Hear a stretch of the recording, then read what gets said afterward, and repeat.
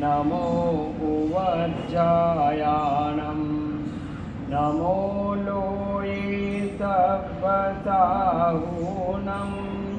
एषो पञ्चनमुक्कारो सर्वपावपणासनो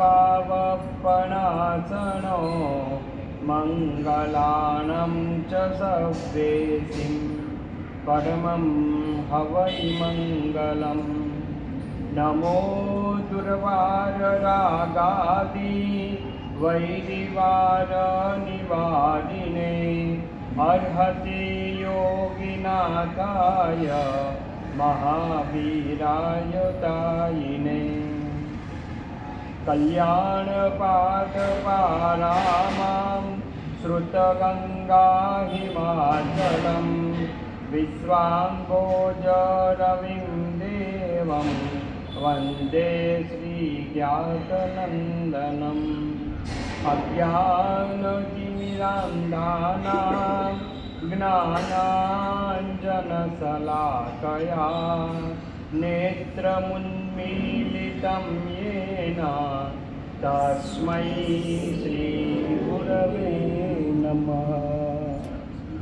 जय जगजीवजोनि वियाणो जगगुरु जगानन्दो जगनामो जगबन्धो जय जगप्रियामो भयवम् जय श्रूयाणं बभवो तीर्थयराणम् अपश्चिमो जय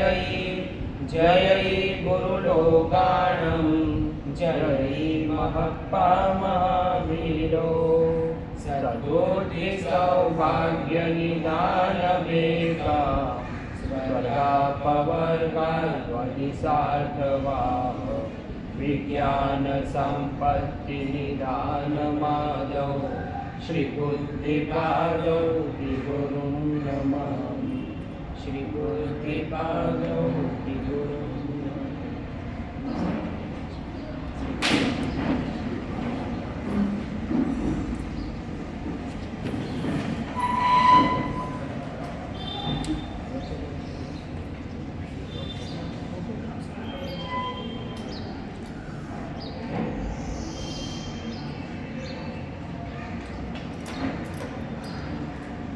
આનંદકારી શાસ્ત્રકાર મહર્ષિ ભવ્ય પ્રાણીઓના કલ્યાણ માટે ધર્મોપદેશ આપે છે. વચન રતન મુખ કોટડી ચૂપ કર દીજે દાન ગ્રાહક હોય તો દીજીએ વાણી વચન રસા. કેટલી સરસ વાત કીધી. વચન રતન મુખ કોટડી, આપણા મુખેથી નીકળેલા એક એક વચન એ રત્ન સમાન છે. એનો ઉપયોગ કઈ રીતે પણ ક્યાં રાખવાનું એ પણ કહી દીધું. વચન રતન મુખ કોટડી, મુખરૂપી કોટડીમાં અને ઉપરથી તાળો લગાડી રાખવાનું છે. આ રતન છે, રતનનો એમને ઉપયોગ કરવાનો નથી, સમજી વિચારીને કરવાનું છે. और चुप कर दीजिए ताल, ताळું રાખવાનું છે. તમે ત્યાં બોલ બોલ નથી કરવાનું. જે બોલ બોલ બહુ કરે એની કેટલી કિંમત થાય. થોડી વાર સુધી લોકો સાંભળે અને પછી શું કહે, આ તો બકબકીઓ લાગે છે, આ બહુ બોલ બોલ કરે છે, આનું તો કંઈ ઠેકાણું નથી, ધ્યાને નથી રાખતો શું બોલવાનું અને શું ન બોલવાનું એનું ધ્યાન પણ રાખતો નથી. આ તો બોલે જાય, જેમ આવે એમ બોલે અને કોઈના વિશે મેં કાંઈ પણ બોલી છે. એવા માણસની કોઈ કિંમત થતી નથી. ગ્રાહક હોય તો દીજીએ વાણી વચન રસા. સાધુ ભગવંતો, સંત પુરુષો, મહાન આચાર્ય ભગવંતો એ શું કરે છે, કેવી રીતે એનો ઉપયોગ કરે છે? રત્નની જેમ ઉપયોગ કરે છે. ગ્રાહક હોય તો દીજીએ. જ્યારે કોઈ ઘરમાં મને દુકાનમાં ગ્રાહક આવે ત્યારે એનો ઉપયોગ કરવાનો. ગ્રાહક હોય તો દીજીએ. આ રત્ન ગ્રાહક આવે ને તો એને આપો અને પછી તમે વાતચીત કરો. તો સાધુ ભગવંતો, ગુરુ ભગવંતો આ રીતે વચનનો ઉપયોગ કરે છે કે જેથી વચનનો ઉપયોગ કરીએ તો વ્યાપાર બી બરોબર થવો જોઈએ. વ્યાપાર તો બરોબર ન થાય તો પછી તો પેલા બકબકિયાની જેમ ન મળે. આ મારા સાહેબ એ બહુ લાંબુ કરે છે. શું કહે છે પછી કે બહુ લાંબુ કરી નાખ્યું. એટલે ભાઈ તમારે સાંભળવાનું કામ છે. એમની કેટલી મહેનત છે એ તમે જોતા નથી. એ ભણ્યા ગણ્યા તૈયાર થયા. આ બોલવું કંઈ જેવી તેવી વાત છે? નીચે બેઠા બેઠા તમે ગમે તેટલું બોલી શકો, પરંતુ અહીંયા ઉપર ઊભા બેસાડી દઈએ યા બાજુમાં અહીંયા ઊભા કરી દઈએ તે વખતે આપણા પગ હલવા માંડે અને જીભ પણ બિચારી ગડબડ કરવા માંડે. આ તો બહુ સામે તો બધા ભણેલા ગણેલા છે. આ બધા સામે વધારે જાણકાર છે, એની સામે હું શું બોલું તો બિચારો ગભરાઈ જાય. અને જે કલાક બોલવાનું હોય ને એ કેટલામ પૂરું થાય? 15 મિનિટમાં પૂરું થઈ જાય. આ અમારી સ્થિતિ આવી થઈ ગયેલી એટલે યાદ છે. ગુરુ મહારાજ પાસે અમે તૈયાર થયા, બરોબર. પહેલી વખત જ્યારે બોલવાનો વખત આવ્યો તો તે વખતે ગુરુ મહારાજ હા બોલ, મારા આશીર્વાદથી તું બોલ. તો તૈયાર કરીને તો ગયેલા, પરંતુ સામે નજર ગઈ કે આ તો મહાન શ્રાવક, આ તો મહાન પંડિત. બધાની સામે બોલવું એટલે જેવી તેવી વાત થોડી છે ભાઈ. આ તો ક્યાંક મારી ભૂલ થઈ જશે ને બધા ભૂલ કાઢશે એટલે બોલવા બેઠા. બોલતા બોલતા બોલતા જેટલું યાદ હતું એટલું બહાર નીકળ્યું, બાકી અમુક ભૂલી ગયા, એ ઉડી ગયું. ગુરુમાન વિચારમાં પડી ગયા અને કલાક બોલવાનું હતું અને આને તો 15 મિનિટમાં પૂરું કરી નાખ્યું કે સાહેબ બસ. ગુરુમાં સમજી ગયા પહેલો દિવસ છે એટલે આવી પરિસ્થિતિ આવે. તે વખતે એમ થઈ ગયું હવે જલ્દી બેસી જાઉં. પરંતુ ગુરુ મહારાજ એક વસ્તુ સરસ કીધી કે બેટા વ્યાખ્યાન આપવું હોય તો ધ્યાન રાખવાનું. કઈ વસ્તુનું ધ્યાન રાખવાનું? સામે કોઈ જાણકાર નથી, બધા અંગૂઠા છાપ સમજીને તમારે બોલવાનું છે. તમારા જીવનમાં છાપ એવી છે કે આ મહાન જાણકાર છે, મહાન પંડિત છે, તો એવી રીતે તમે કરશો તો બોલી ન શકશો. એટલે તે વખતે શું કરો? આ બધા અંગૂઠા છાપ છે. હું એકલો વિદ્વાન છું, હું આમને બધાને ભણાવું છું. એ દિમાગમાં રાખશો તો તમે બોલી શકશો, બાકી તમે આવે તો જિંદગીમાં ક્યારેય ન બોલી શકો. તો હકીકતમાં એ રીતે અમે બોલતા ગયા તો વ્યવસ્થિત આજે કોઈ ડર નથી. બિંદાસથી આરામથી બોલીએ અને વસ્તુને પણ વ્યવસ્થિત. એટલા માટે શ્લોકમાં શું કીધું? વચન રતન મુખ કોટડી ચૂપ કર દીજે તાર, ગ્રાહક હોય તો દીજે વાણી વચન રસાળ. આ વાણીનો ઉપયોગ કરવાનો છે, કોઈના ભલા માટે કરવાનો. તમે ભણેલા ગણેલા છો, તમારે બુદ્ધિ છે, બધું છે, પરંતુ આ વચનનો ઉપયોગ કોઈને બચાવવા માટે કરવાનો, કોઈને મારવા માટે નથી કરવાનો, કોઈનું ખરાબ થાય એવું નથી બોલવાનું. ત્યાં મૌન રાખવાની છે. ભગવાન પણ મૌન રાખવાની ભાષા આપણને શીખવાડી. ભગવાને પણ જિંદગીમાં બધું જ જાણતા હતા. ભગવાન તો આપણા કરતા જોરદાર, એમની પાસે બધી જ જાણકારી, સામે બધા બેઠેલા છે, બધાનું ભગવાન જાણતા હતા. પણ ભગવાન કોઈ દિવસ બોલ્યા? એના મનમાં શું છે, આના અંદરમાં શું ચાલી રહ્યું છે એ બી ભગવાન જાણતા હતા. પણ ભગવાને કોઈ દિવસ એમને કીધું તારા મનમાં તો આ પાપ છે, તું આ કેવું વિચારે છે, તું મહાપાપી છે, એવું કોઈ દિવસ ભગવાને નથી. પરંતુ વચનનો ઉપયોગ સમય પ્રમાણે, સમય જ્યારે આવે ત્યારે ઉપદેશ આપ્યો. ચંડકોશિયાને ત્યારે ઉપદેશ આપ્યો જ્યારે ચંડકોશિયો ગુસ્સો કરીને ઠંડો પડી ગયો કે અહીંયા મારી હવે તાકાત ચાલે એમ નથી.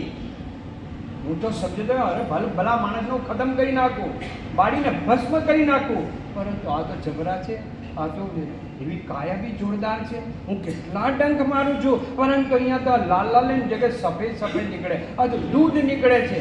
ચંડકોશિયો હતાશ, નિરાશ થઈ ગયો, ઢીલો પડી ગયો. ત્યારે ભગવાને જોયું કે હવે ઉપદેશ આપવો જોઈએ. તે વખતે ક્રોધાવસ્થામાં તો મારવાના ભાવ હતા, ત્યારે ઉપદેશ ના અપાય. જ્યારે બી અમારી પાસેથી કોઈ આવે ને ધુઆ થતા આવતા હોય અને કંઈ ને કંઈ વાત કરે, સંગ હોય તો બધું ચાલતું હોય ભાઈ, બધી રીતે વસ્તુ આવતી હોય, તો તે વખતે અમારે પણ પ્રવાહમાં તણાવવાની નહીં, આવે ને સાંત્વના આપવાની, બેઠાડોને વાતચીત કરવાની. વાતચીત કરતા ધીમે ધીમે સમજાવવાનું. ત્યારે ભગવાને પણ શું કીધું? બુજ્જ ચંડકોશિયા, હે ચંડકોશિયા તું બોધ પ્રાપ્ત કર, તારો પૂર્વ ભવ છો. સમય આવે ત્યારે વચનનો ઉપયોગ કરવાનો. આપણે પણ જીવનમાં ધ્યાન રાખવાનું. પરિવારમાં સુખ શાંતિ જોઈતી હોય તો ક્યાં શું બોલવાની ધ્યાન રાખવાનું. અમારે પણ સાધુઓને બી દરેક જગ્યાએ ધ્યાન રાખવાનું કીધું, દરેક જગ્યાએ જાગતા રહેવાનું કીધું. ભાઈ તમારા જીવનમાં પણ એવું જ છે, એ સમજી લેજો. તમે સાધુ બની ગયા એટલે સીધું કલ્યાણ નથી થતું, પણ બધે ઠેકાણે અમારે ધ્યાન રાખવાનું. સામે ગુરુ ભગવાન છે, અમારાથી વડીલ છે, સામે નાના પણ છે, તો એની જોડે પણ અમારે કઈ રીતે વ્યવહાર, તોછડાથી વ્યવહાર નથી કરવાનો, પ્રેમથી બોલાવવાનું છે. ભૂલ બી થતી હોય ને તો પ્રેમથી ભૂલ સુધારવા માટે કહેવાનું. નહીં તો તમે તો નથી, તને તારમાં અક્કલ છે કે નહીં? આપણે કેવી રીતે બોલીએ? તારમાં અક્કલ છે કે નહીં? આટલો મોટો થઈ ગયો તું સમજતો નથી. તારા કરતાં નાના નાના જો કેવા તૈયાર થઈ ગયા, અને તું આવો ઢનો ડર રહ્યો, કંઈ સમજતો નથી. આવી તમે એની સામે ઉતારી પાડીએ તેને અમારા પોતે કેવા ભાવ આવે, કેવા ભાવ આવે કે પેલાના ગુરુ તો પ્રેમથી સમજાવે છે, અને અમારા ગુરુ તો બહુ બધાની વચ્ચે ઉતારી પડે છે. કેવા ભાવ આવે? યોગ્ય શિષ્ય હોય તો કહેવાય છે, ગુરુ ભગવાન અમને સમજાવતા, યોગ્ય શિષ્યના લક્ષણ શું? કે ગુરુ મુખેથી નીકળેલા ક્રોધાવસ્થામાં પણ વચનો નીકળે તો ક્રોધમાં નીકળેલા વચનો પણ મીઠાઈની જેમ ખાય. કે આ મીઠાઈ આપી ગુરુ ભગવંત મને, આ મીઠાઈ આપી છે, મીઠાઈને આરોગવાય. એ વખતે ચહેરા ઉપર કોઈ ફરક પડવો ના જોઈએ કે ગુરુ મહારાજે મને કીધું મારા ચહેરા ઉપર આમ ચહેરો થઈ જાય તો કેવું કહેવાય? આ યોગ્યતા ના કહેવાય, આ શિષ્યની યોગ્યતા ના કહેવાય. એ ચહેરો પણ સૌમ્ય રાખવો જોઈએ, એકદમ નિર્મલ ભાવ. ગુરુ મારા સારા માટે કહે, આ ગુરુ ખરાબ માટે નથી કહેતા, મારા દુશ્મન નથી, મારા સારા માટે. હું ભૂલોથી ભરેલો છું, વારંવાર મારાથી ભૂલ થાય છે, એટલે ગુરુ મહારાજ બી મને વારંવાર ટકોર કરે છે. આ તો મારું કેવું પુણ્ય કે ગુરુ મને મળ્યા છે, વારંવાર ટકોર કરે છે. નહીં તો ઘણાને ગુરુ પણ ના મળે, કહું કહેવાવાળા પણ ના મળે. કારણ કે સાંભળે એવું પાત્ર હોય એ સાંભળે જ નહીં તો પછી ગુરુજી શું કરે? મૌન રહે. ઘરમાં બાપ પણ શું કરે? મૌન રહે. બેટો ના જ સમજે, ગમે તેટલું સમજાવે પણ ના સમજે તો તે બાપ પણ મૌન રહે.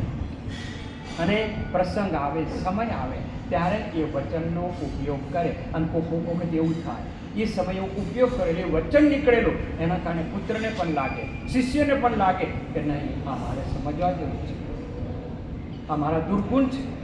એને અંદરમાં લાગે તો એ સુધરી જાય, દુર્ગુણનો ત્યાગ કરી દે અને ગુણનું આગમન. તો આ રીતે અમે વચનનો ઉપયોગ કરશું તો જરૂર અમારું કલ્યાણ થશે. હવે મારા સાહેબ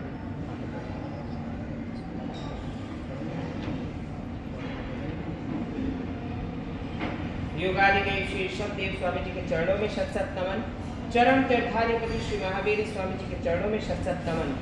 अनंत लक्ष्मी निधानाय श्री गौतम स्वामी जी के चरणों में शत शत नमन। गण संपत् समृद्धाय श्री सुधर्मा स्वामी जी के चरणों में शत शत नमन। परम पूज्य जगत गुरु श्रीमद विजय धीर सुरेश्वर जी सद्गुरुभ्यो नमः। परम पूज्य योग निष्ठाचार्य श्रीमद बुद्धि सागर सुरेश्वर जी सद्गुरुभ्यो नमः। आज का विषय है वर्ड्स वर्सेस स्वर्ड्स, मतलब शब्द एवं तलवार। लोग कहते तलवार घायल करती है, शास्त्रकार भगवंत कहते शब्द भी घायल करते। तलवार की जो घायल हुई वस्तु हो, तलवार की जो धार लगी हुई हो, उसको वापस आप स्टिच करके ठीक कर सकते हैं, लेकिन शब्दों के घाव लगे वो जिंदगी में कभी ठीक नहीं होते। चक्कू के लगे हुए घाव देखा जाए स्टिच लग जाता है, या स्टिच के बाद में आजकल ऐसे ऑइंटमेंट भी आ गए हैं कि आप अगर लगा दो उसके बाद में प्लास्टिक सर्जरी करा दो, मतलब लगेगा ही नहीं कि कुछ हुआ है। लेकिन शब्दों के घाव की ऐसी कोई व्यवस्था नहीं है बेचारे के लिए। इसीलिए शास्त्रकार भगवंत कहते हैं कि चक्कू चलाते समय विचार नहीं करना, लेकिन शब्द बोलते समय 10 बार विचार। लेकिन हम क्या करते हैं? चक्कू चलाते समय विचार करते हैं और शब्द बोलते समय विचार नहीं करते, क्योंकि हमको लगता है कि हम अच्छा ही बोल रहे हैं।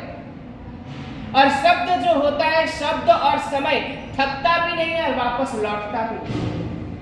आपके जीवन के अंदर में बीता हुआ समय कभी आया वापस? बीते हुए शब्द आपने जो भी बोले वो वापस आए? कभी नहीं आए।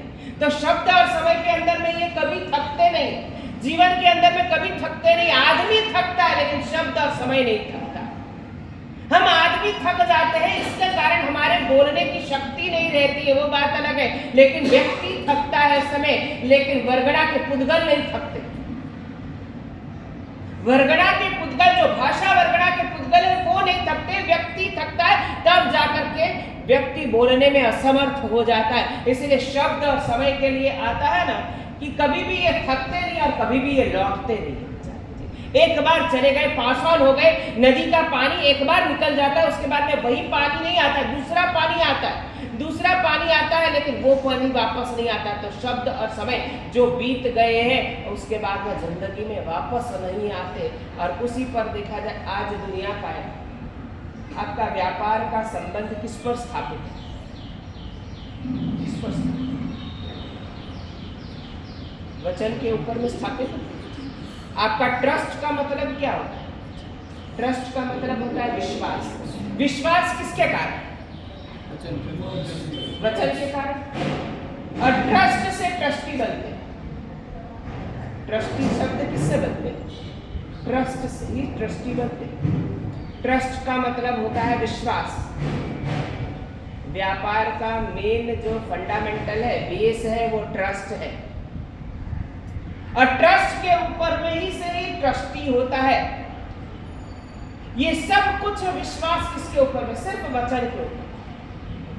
तीर्थंकर परमात्मा के ऊपर में श्रद्धा जन्म लेती है, किसके ऊपर? क्या कारण?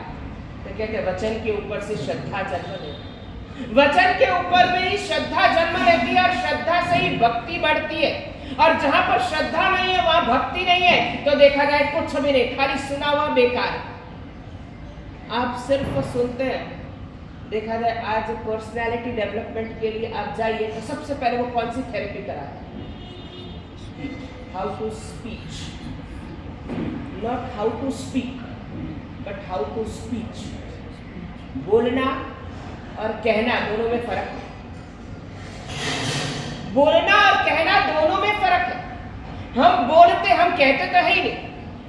और शास्त्रकार भगवंत कहते हैं हमें संसार में अगर रहना है, अच्छी तरह रहना है, तो हमें कहना है, हमें बोलना नहीं है। लेकिन हम क्या कर रहे हैं? सिर्फ बोल रहे हैं। हम कह तो रही, हम कह रहे नहीं है, बोल रहे हैं।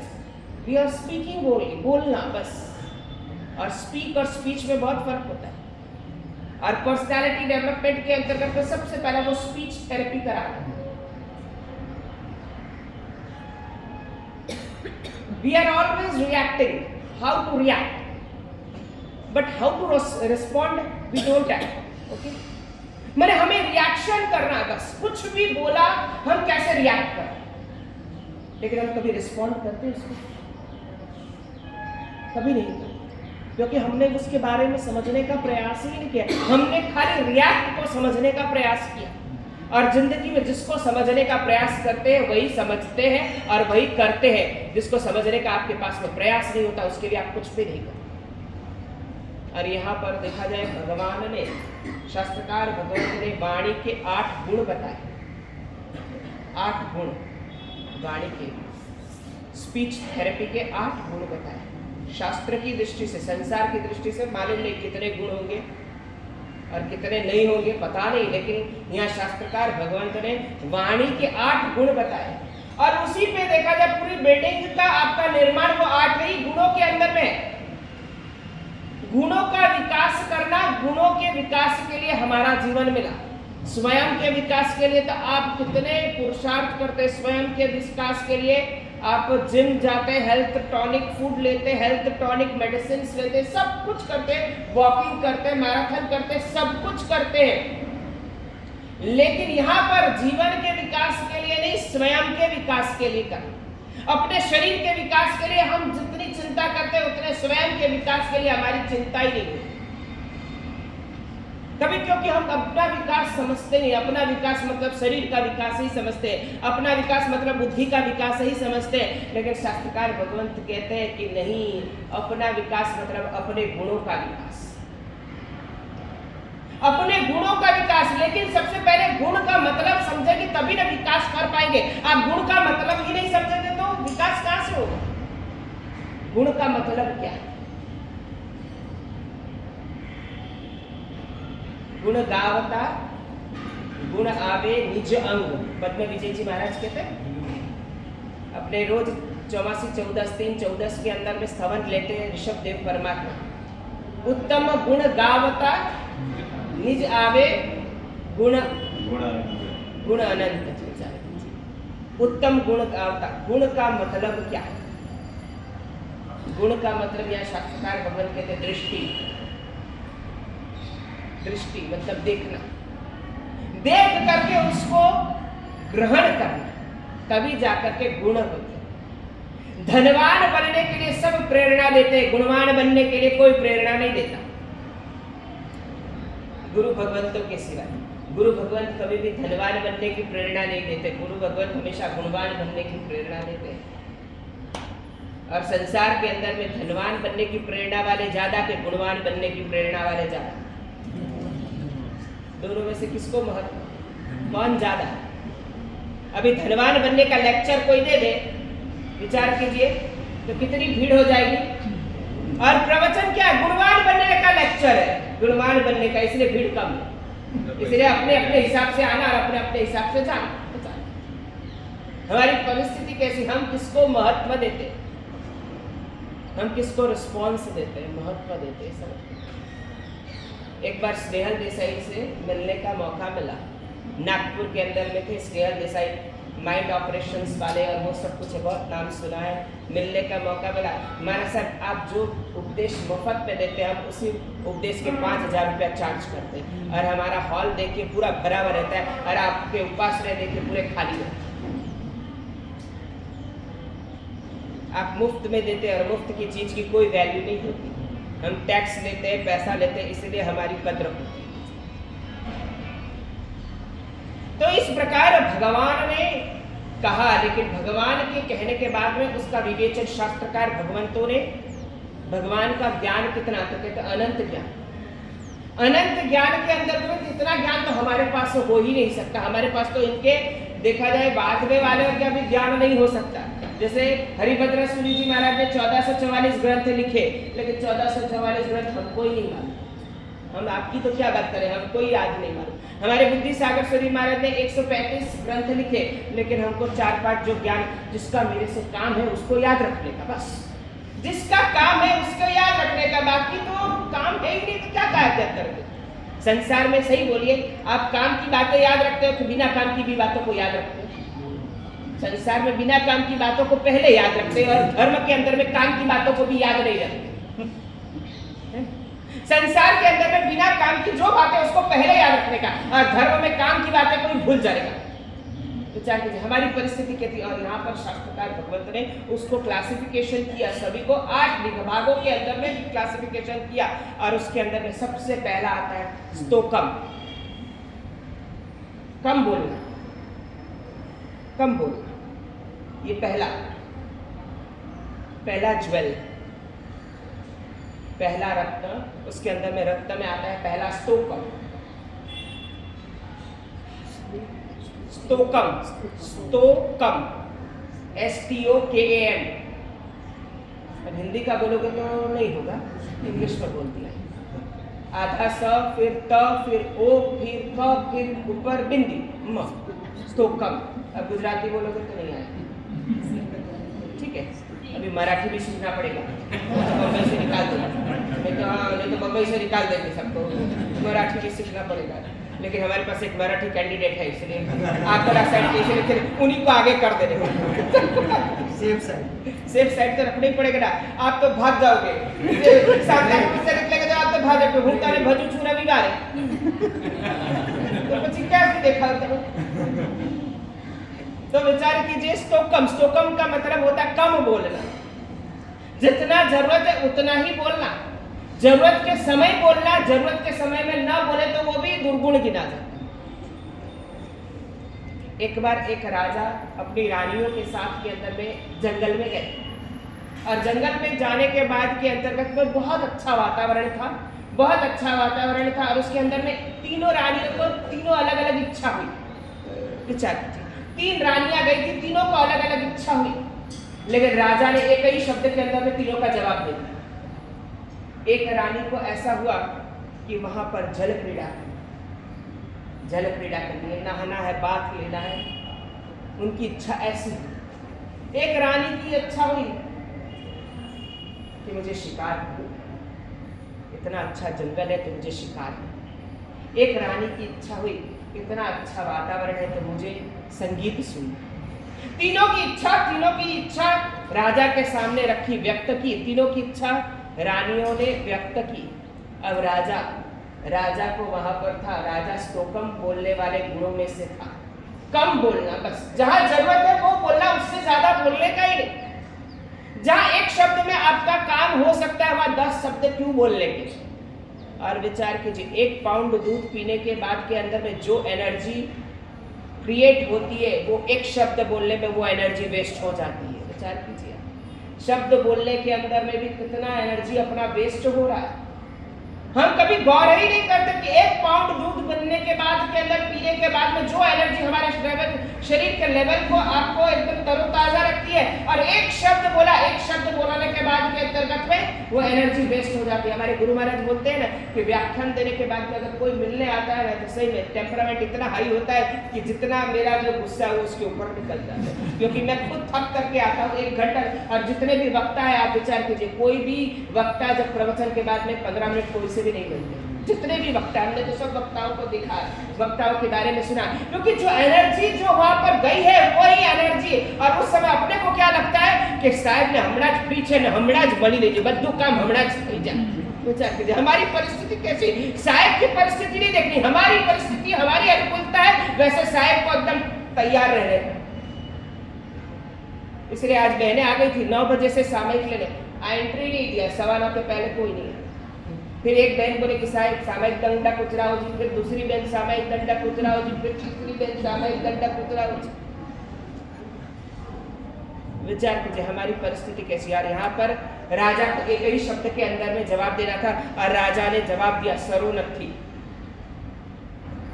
सरोनथी, SARO, सरोनथी। तीनों ने समझ लिया, तीनों समझ गए, तीनों चुपचाप चले गए कि नहीं है, सिचुएशन सी नहीं है तो पॉसिबिलिटीज नहीं तो क्या कर सकते। पहली रानी को क्या था, शराब, सरोवर, तो सरोनथी, प्राकृत में तालाब को सरोवर कहते हैं, और सरोवर का शॉर्ट फॉर्म सरो होता है, तो सरोनथी मतलब यहाँ पे सरोवर नहीं है, मैं आपकी जल क्रीड़ा कैसे करूं, how it is possible, not possible, कि वो जब सिचुएशन ही नहीं, तालाब ही नहीं है, स्विमिंग पूल नहीं है, पॉन्ड नहीं है, कुछ भी नहीं, तो कैसे कराओ। दूसरा का क्लियर है, फर्स्ट का क्लियरेंस हो गया। दूसरे को क्या हुआ, शिकार खेलना, शिकार खेलना। शिकार के अंदर में भी वही बोला था, एक ही शब्द सरोनथी। सरो का मतलब देखा जाए बाण को सरो भी कहते हैं, तीर होता है ना, तीर का सिनोनिम्स जो होता है, पर्यायवाची शब्द जो होता है वो बाण को सरो भी कहते हैं। तो सरोनथी, तो मेरे पास धनुष और बाण नहीं है, मैं तेरी भावना भी पूरी नहीं कर सकता, क्योंकि मैं शिकार करवा ही नहीं सकता। अगर मेरे पास शिकार के लिए तो तलवार भी चाहिए, तलवार नहीं चाहिए शिकार के लिए, तलवार युद्ध के लिए चाहिए, लेकिन शिकार के लिए तीर और धनुष चाहिए। आप जानवर को नजदीक से मार ही नहीं सकते, वो आपको मार देगा, वो आपको मार देगा, आपको तो दूर से ही निशाना लगाना पड़ेगा। और दूर से निशाना के लिए देखा जाए तो तीर और धनुष ही काम आता है, और तीर का पर्यायवाची शब्द आता है सरो, तो कहते सरोनथी। तो विचार कीजिए वहां पर भी हो गया। अब आया तीसरी रानी को क्या था, संगीत सुनना था, तो वहां पर भी राजा ने क्या जवाब दिया, सरोनथी मतलब मेरे पास स्वर नहीं है। स्वर का शॉर्ट फॉर्म सरो होता है। स्वर होगा तभी जाकर के आपके कंठ में से आवाज अच्छी निकली, इसलिए बोलते हैं ना वोकल बॉक्स, स्वर बॉक्स।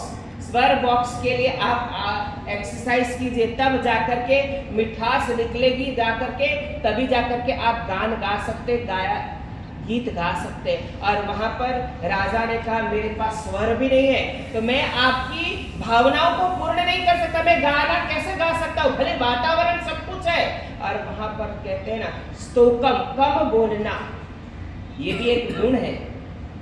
और नहीं बोलते तो कम बोलते तो आदमी क्या बोलता है उसको। आज के जमाने के अंदर में अगर आपको प्रश्न पूछा जाए, तुरंत आपने अगर जवाब दिया तो आप इंटेलेक्चुअल है, और सोच करके जवाब दिया तो डोबा छे, विचार करो, ऐसा होता है कि नहीं होता है संसार में। तुरंत स्पॉन्टेनियस डिसीजन होना चाहिए, एकदम इनिशिएटिव के अंदर में सब काम करने चाहिए। आपने बोला और तुरंत जवाब हाजिर होना चाहिए, बजर दब जाना चाहिए, नहीं तो बजर फेल हो गया तो होता है ना। क्विज कॉन्टेस्ट के अंतर्गत में आता है ना, अमिताभ बच्चन क्या बोलते हैं, अनलॉक करे कि लॉक करे, क्या करे, तुरंत बजर दबाना पड़ता है, तुरंत दिमाग को वहां पर चेतन के अंदर में लाना पड़ता है। तो यहाँ पर शास्त्रकार भगवान पहला गुण कहते हैं स्तोकम, कम बोलना, बस जितना जरूरत है उतना ही बोलना, फालतू क्यों बोलना। विचार कीजिए, आप गुरु भगवंत के पास में मिलने के लिए जाते हैं, कितनी देर का काम होता है आप मुझे बताइए। 5 मिनट, उसके बाद आप फालतू 1 घंटा बैठते कि नहीं बैठते? आपका भी टाइम वेस्ट और गुरु भगवंत का भी टाइम वेस्ट होता है कि नहीं होता, आप बताइए। कोई मिलना क्या, आखा दिन संसार की बात होती, मिलना क्या है, 5 मिनट में मिलना हो जाता है, देखते नहीं क्या। हमारे भी रोज आते हैं ना, कम मिलते ही ना, 5 मिनट में मिलना, 5 मिनट मिलने की बात कितनी होती है, 5 मिनट से ज्यादा हो जाए तो बताइए आप। लेकिन बैठे रहते, बस बैठे रहते। हमारे नित्यानंद सूरी जी महाराज जो वल्लभ सूरी के बारे में वो बोलते हैं कि मैं किसी को जाने के लिए बोलता ही, मैं अपने काम में रहता हूँ, वो अपना काम करता रहे, वो कट करके चला जाता है। हमारे गुरुजी के पास कोई भी बैठे 2 मिनट के अंदर में चला जाता, तो गुरुजी बोलेंगे नहीं, सामने वाले की तरह पूछेगा, यार जवाब भी नहीं मिलेगा तो क्या करेंगे। और हम ऐसा पूछेंगे कि उसको चला जाना पड़ेगा, दोनों में ऐसा वो पूछेंगे नहीं, हम ऐसा पूछेंगे कि उसको चला जाना पड़ेगा। कोई अगर हमको बोले ना कि शाम को प्रतिक्रमण में आओ भाई, हम बोलेंगे क्योंकि कंटाड़ा आवे तो वो समझ जाएगा कि अभी हमको यही से चला जाना है, कि बाद में हमको आना ही नहीं, कंटाड़ा आवे। विचार करिए हमारी परिस्थिति कैसी। तो कम। अब दूसरा आता है मधुरम, मधुराष्टक आता है एक ओशो की किताब के अंतर्गत में। कृष्ण जी के बारे में भक्ति करते हैं तो मधुरम बोलते हैं। कृष्ण की भक्ति जो होती है, मीराबाई ने मधुरम बोल करके कहा कि कृष्ण कैसे थे, मधुर। कृष्ण की वाणी कैसे थे, कहते मधुर। कृष्ण के होठ कैसे थे, कहते मधुर। तो कृष्ण के नेत्र कैसे थे, कहते मधुर। कृष्ण के कान कैसे थे, कहते मधुर। तो कृष्ण स्वयं कैसे थे, कहते मधुराधिपते मधुरम। मधुरों में भी सर्वश्रेष्ठ कृष्ण मधुर है। विचार मधुर का मतलब क्या? मधुर का मतलब क्या? मिठास। मिठास। अब मिठास खाने के बाद भी अगर बोली मिठास वाली नहीं निकली तो मिठाई खाने का कोई फायदा या कुछ, कोई रीजन कुछ, लेकिन मिठाई खाते ही नहीं। आज ही ऐसी बात चली, मैंने कहा बंगाल के अंदर में सबसे ज्यादा मिठाई का वपराश होता है। खाने के बाद कंपलसरी बंगालियों को मिठाई चाहिए, जैसे गुजरातियों के अंदर में खाने के बाद के अंदर में कंपलसरी गौड़ चाहिए, गुड़। गुड़ खाने का होता है, गुड़ है, छाछ है, अलग अलग के अंदर में। कच्चियों में ठंडी हो कि गर्मी हो, 12 महीने, कचड़ो 12 मास छाछ चाहिए, छाछ कंपलसरी। ऐसे तो बंगाल के अंदर में देखा जाए, सवेरे के समय में संदेश होता है और शाम के समय में रसगुल्ला कंपलसरी। हर घर के अंदर में होता है, रसगुल्ला कंपलसरी होता है और सवेरे संदेश कंपलसरी होता है। वहाँ बीमार हो तो भी संदेश खिलाया जाता है, अच्छा हो तो भी संदेश खिलाया जाता है, जन्म लेता है तो भी रसगुल्ला खिलाया जाता है, ऊपर जाता है तो भी रसगुल्ला खिलाया जाता है। यार क्या बोलो, जन्म लेता तक रसगुल्ला ठीक है, ऊपर जाने के बाद संसार के अंदर में भी रसगुल्ला खिलाया जाता है। बंगाली का ट्रेंड है, बंगाली का ट्रेंड के अंतर्गत पे ऐसा उनका रिवाज है, जब अग्नि संस्कार की प्रक्रिया पूरी हो जाती है, जब वो प्रदक्षिणा दे देते हैं, उसके बाद में रसगुल्ले की हंडी होती है, सब लोग रसगुल्ला खाते।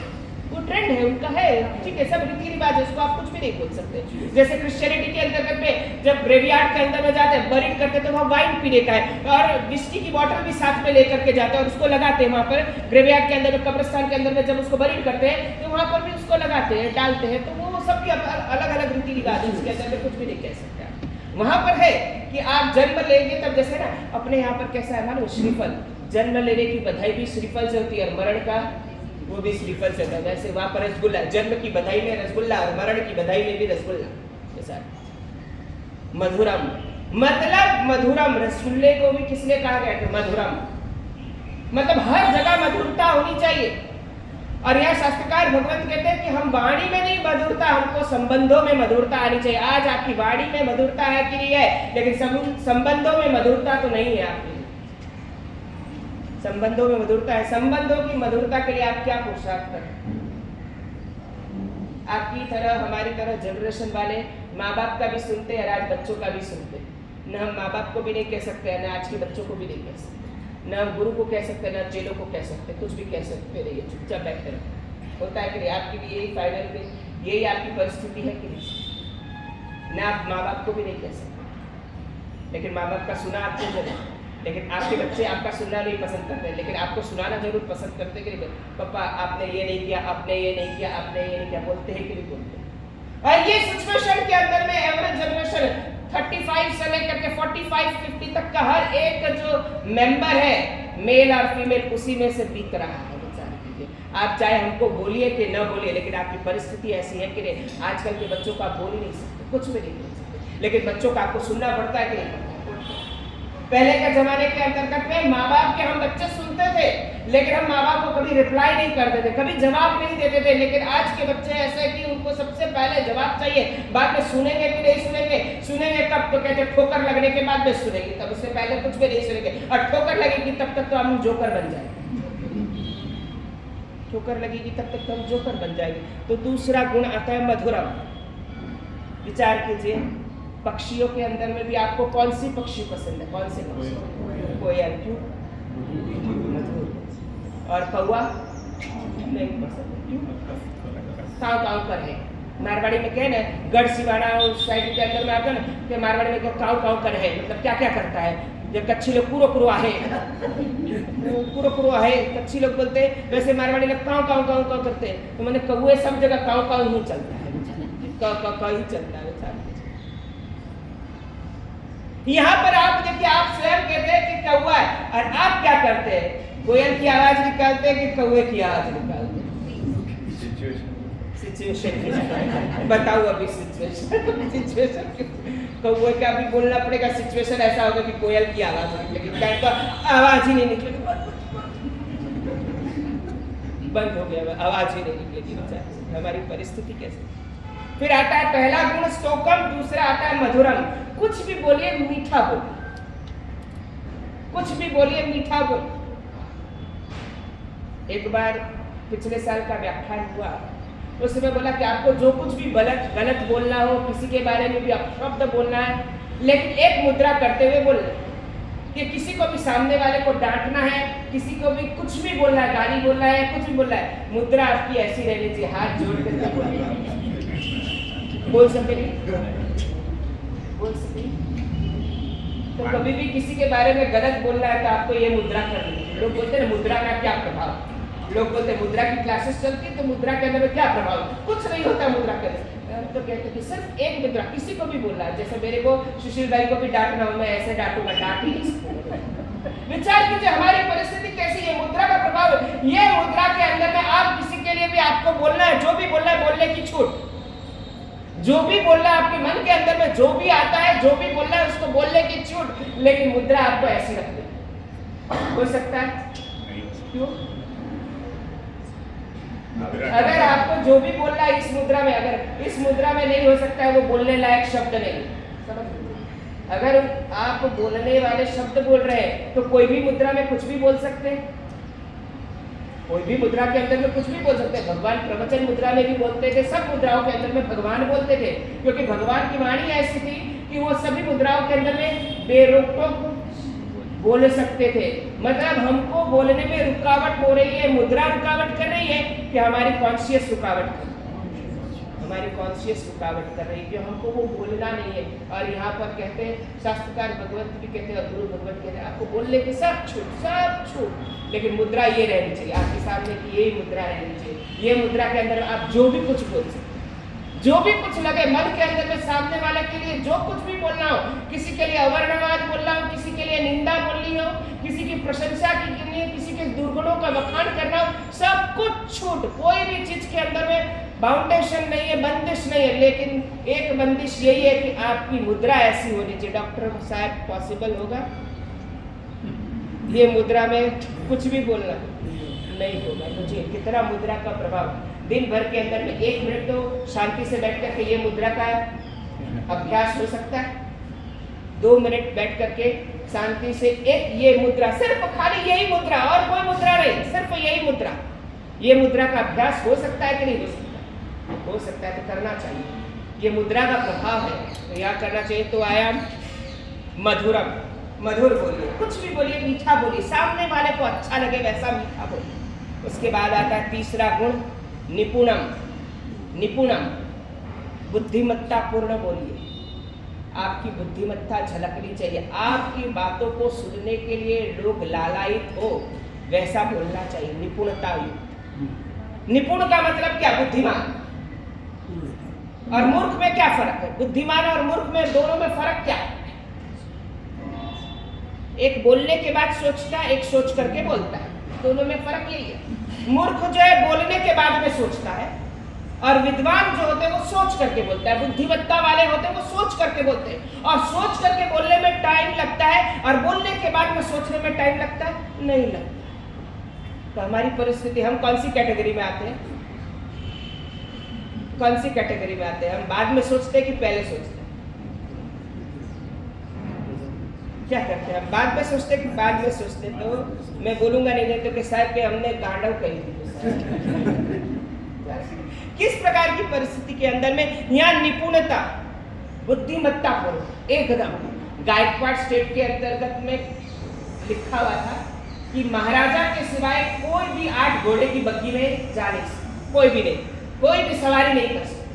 खाली गायकवाड़ महाराजा कोई निकलना होगा वो 8 घोड़े की बग्घी में जा सकता है, और कोई भी 8 घोड़े की बग्घी में जा ही नहीं सकते। लेकिन वहां के नगर सेठ वो 8 घोड़े की बग्घी में जाए, जैन नगर सेठ, जैन थे। और बुद्धि तो जैनों के पास में भगवान ने ऊपर से भेज करके आई। ठीक है, बुद्धि का उपयोग हम किस तरह करते हैं वो बात अलग है, लेकिन बुद्धि भेजी है भगवान ने जरूर। हमारे कर्म राजा ने बुद्धि बहुत अच्छी भेजी है, लेकिन बुद्धि का उपयोग किस प्रकार करना वो हमारे ऊपर में डिपेंड है। गाड़ी आती है, गाड़ी के अंदर में बहुत अच्छा होता है, सब कुछ होता है, लेकिन अगर गाड़ी में ब्रेक की जगह एस्केलेटर दब जाए तो वो गलती गाड़ी की क्या आपकी? हमारी स्वयं की गलती। विचार कीजिए, अभी माटुंगा के अंदर में कुछ दिन पहले एक लेडी शाम को 3 बजे अपने फ्रेंड के घर जा रही थी, और वहां पर गाड़ी कोई पार्किंग कर रहा था, और पार्किंग की जगह ब्रेक की जगह एस्केलेटर पे दब गया, और वो गाड़ी बैक हुई, और बैक के अंदर में लेडी के ऊपर से चली गई। विचार कीजिए, लेडी के प्राण पखेरु हुए। विचार कीजिए, जरा सी भूल, विचार कीजिए, एक लेग का भूल, विचार कीजिए, सब कुछ गलत कर देता है। वहां पर उसमें गाड़ी की कोई भूल नहीं, गाड़ी के चलाने वाली की भूल नहीं।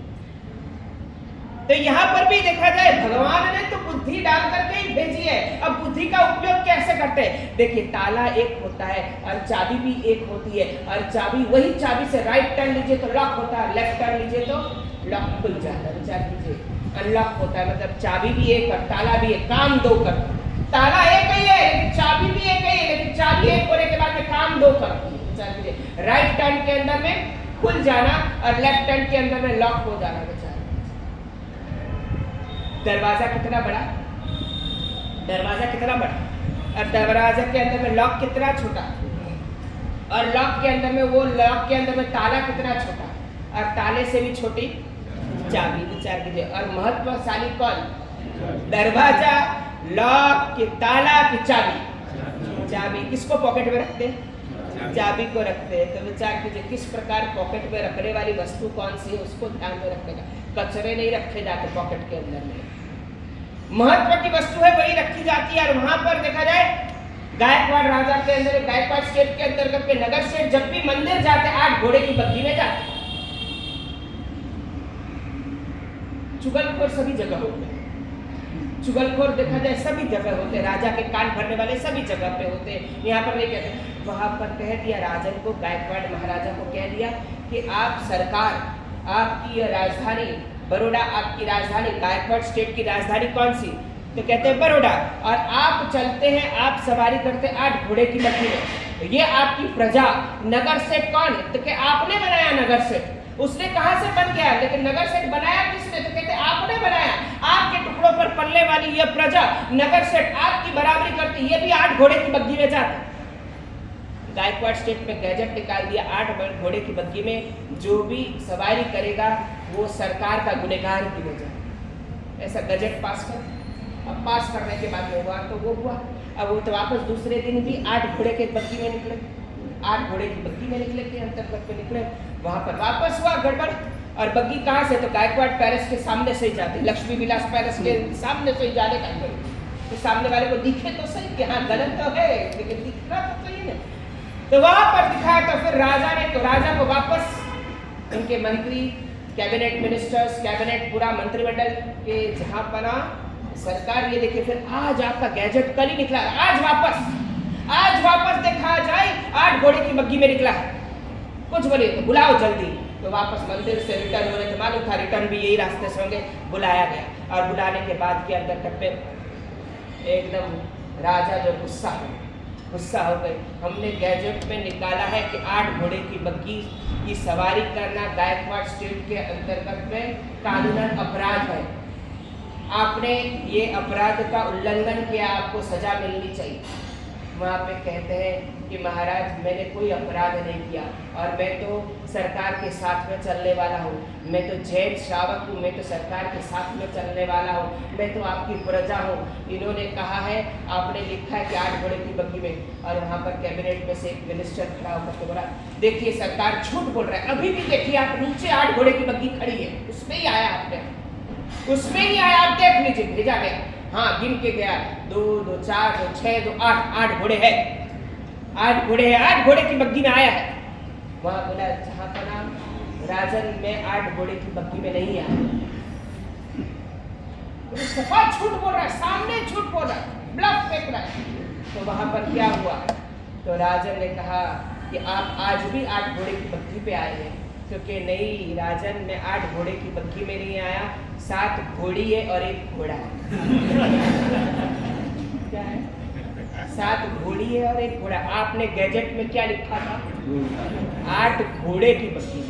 तो यार ऐसा नहीं लिख रहा था, घोड़ा घोड़ी की बग्गी में नहीं आया, ऐसा लिखा था। कैसा लिखा था? क्या लिखा था?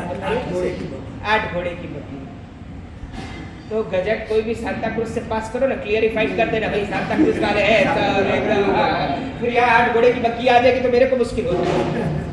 विचार कीजिए, वहां पर कहा कि 8 घोड़ा नहीं है, 7 घोड़ी है और 1 घोड़ा है। आपने लिखा 8 घोड़े की बग्गी में सफर करना कानूनन अपराध है, गायकवाड़ स्टेट के अंतर्गत में कानूनन अपराध है, नहीं कर सकते। तो नहीं राजन, मैंने कभी भी उल्लंघन नहीं किया। यहाँ पर मेरी बग्गी में आप देख लीजिए 7 घोड़ी है, तो दिखाया गया, नीचे उतार करके राजन को भी ले जाया गया कि देख लीजिए, तो 7 घोड़ी और 1 घोड़ा है। बजट के अंदर में फेरफार कर देना पड़ा। विचार कीजिए, आपकी बुद्धि ऐसी होनी चाहिए, निपुणता ऐसी होनी चाहिए, आपके कॉन्स्टिट्यूशन के अंदर में फेरफार हो जाए, आपके लॉ के अंदर में फेरफार हो जाए। ये तो वक्रता नहीं है, ये वक्रता आप बोल ही नहीं सकते, लॉजिकली है, वक्रता है ही नहीं। वक्रता के मैं जो बोलूं गलत होते हुए भी मैं सही का पुष्टि करूं, वो वक्रता नहीं, ये तो बुद्धि की निपुणता है। आप कुछ भी कह सकते। आज वकील क्या करते हैं?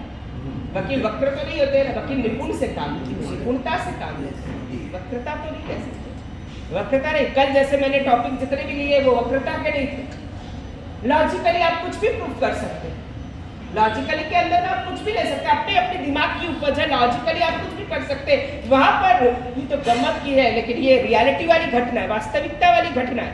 और ये गायकवाड़ महाराजा के स्टेट में ये घटना घटित हुई। वक्रता का मतलब होता है कि मतलब टेढ़े, जड़ और वक्र, एक तो जड़ता और ऊपर से टेढ़े। विचार कीजिए, नीम के साग के अंदर में मिठाई में दुकड़म, करेले का साग और नीम का वघार करना, करेले के साग में नीम का वघार करके आपको खिला, वो क्या होता है? करेला कड़वा और उसके अंदर में चाशनी भी नीम की देनी, मतलब डबल कड़वा वाला, वो होता है वक्र। यहाँ पर वक्रता नहीं है, लेकिन लॉजिकली आप कुछ भी कर सकते हैं। लॉजिकली तो लॉजिक का जमाना है, आप आज लॉजिकली के अंदर में कुछ भी कर सकते हैं।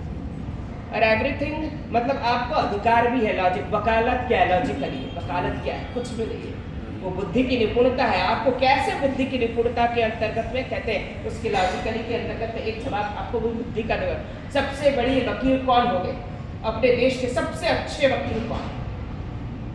मोतीलाल नेहरू, जोरदार पंडित जवाहरलाल नेहरू के पिताश्री मोतीलाल नेहरू। विचार कीजिए, इंडिया में जन्म लिए लेकिन केस लड़ते थे प्रिवी काउंसिल का, इंग्लैंड में केस लड़ने के लिए जाते।